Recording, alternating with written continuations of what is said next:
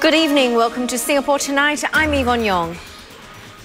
And I'm Timothy O. Young. Ahead on tonight's program. A Singapore Air Force helicopter makes an emergency landing in an open field in Woodlands. There are no injuries. The Defence Ministry says it was engine failure. I'm right here at the scene to bring you a closer look at what happened today. And also the size of Singapore households shrinking while PR growth slows too. We have the latest population figures.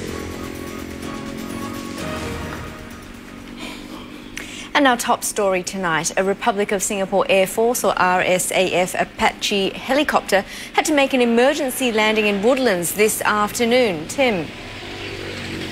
That's where I am here at Woodlands Drive, Avenue 12 and Drive 64 at the open field in between those two places. Now, the Defence Ministry said the helicopter was on a routine maintenance flight when it encountered engine problems. It added that as an emergency drill, the pilots chose an open field away from residential populated areas to land. The tail section of the helicopter was damaged during the landing. Now, our reporter Milton Sao spoke to some people living nearby and found out what they saw.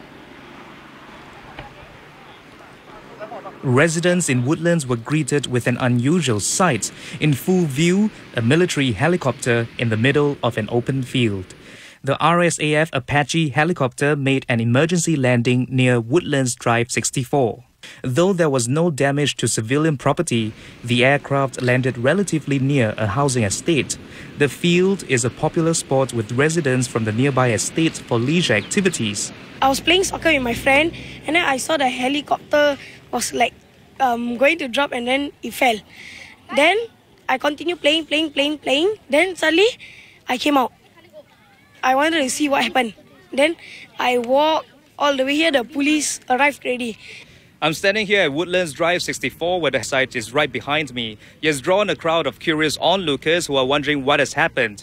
And it's near Greenwood Primary School, and this has raised some concerns among parents here. Actually, when I heard that there's a helicopter landed down, we were worried that would it be exploding, you know, that kind of thing, that it might affect the school and the students here.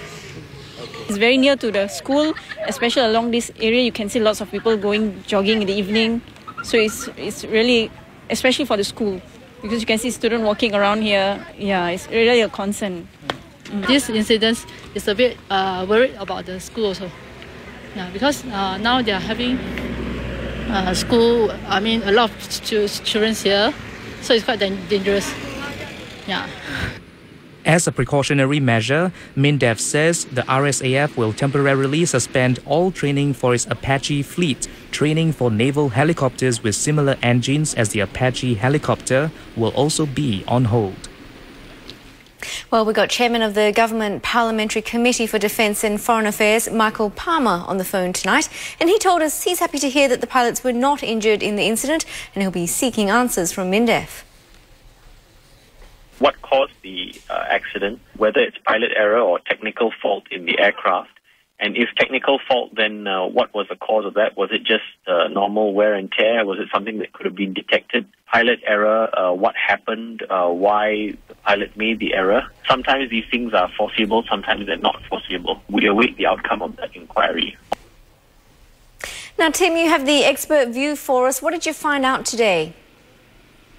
Yes, Yvonne, you know, one of the things highlighted by one of my contacts in the aviation industry is the fact that Sembawang Air Base is just only about 1.8 kilometers away from where I'm standing right now. So the fact that the pilots chose to conduct an emergency landing in the field behind me showed how urgent the situation was today. Now, and given the kind of area that we're in, the priority for them was to search for an open space to land the aircraft safely, which the pilots did earlier this afternoon. Now, an expert Channel News Asia spoke to says that what the pilots did today was commendable, given the fact that, you know, we are so close.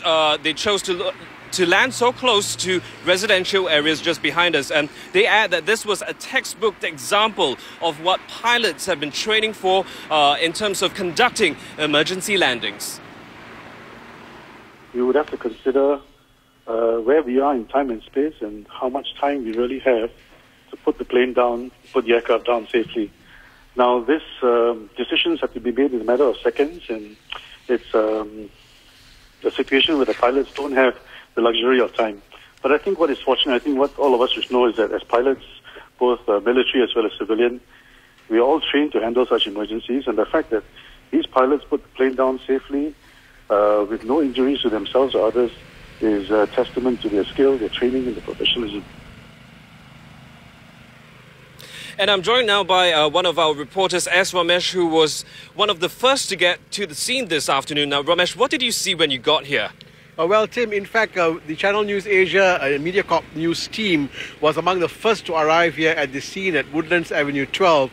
And when we arrived here, the first thing we saw was that the helicopter was in two parts. The main body part was in one piece, and the tail section was about, say, within 50 meters away from the main body part.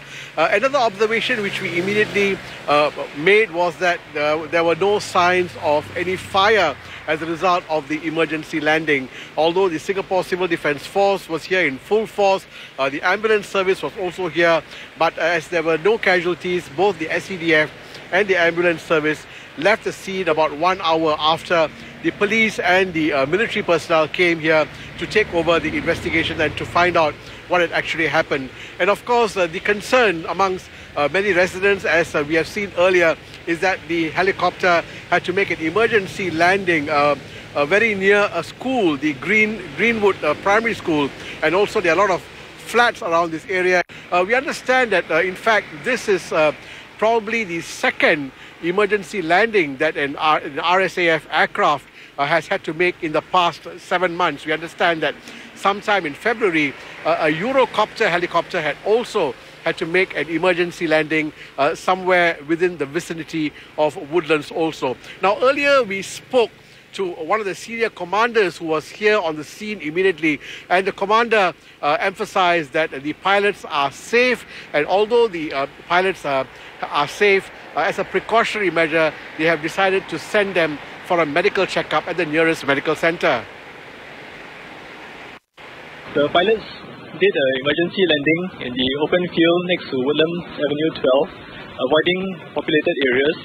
And after landing, it was found that there were no injuries to the pilots, and there was also no damage to public property. Further investigations are now in progress. Now, Ramesh, it's Yvonne here in the studio. I understand the picture behind you has changed quite a bit since this afternoon. Tell us what's happened since. Well, the entire operations to clear the wreckage from the scene of the emergency landing took about, say, 5.5 hours. By 8:30, the main body part of the helicopter and also the wings were put on trailers and sent back to the airbase, and thereafter the area was searched for any debris before the SAF personnel returned back to their base. The police also cleared the area, and the cordon was lifted off, and the traffic here is now back to normal. Yvonne. Thanks so much, Ramesh. Tim? Well, that was our reporter S. Ramesh, who was one of the first few here on the scene this afternoon. Well, the Apache helicopter has had a 35-year history and has been used in numerous conflict zones in many countries. Here's a closer look at what the aircraft is about. The Apache helicopter, seen here in a live firing exercise in South Korea, is a widely used chopper around the world. The aircraft is designed to be extremely tough. It features twin engines and backup systems to improve the odds of the crew surviving a malfunction or crash. It is also heavily armed. The nose is mounted with a sensor for target acquisition, and a machine gun is mounted between the main landing gear under the aircraft. The Apache was first developed for the United States Army and first flown in 1975. Since then, Boeing has exported the aircraft to many countries.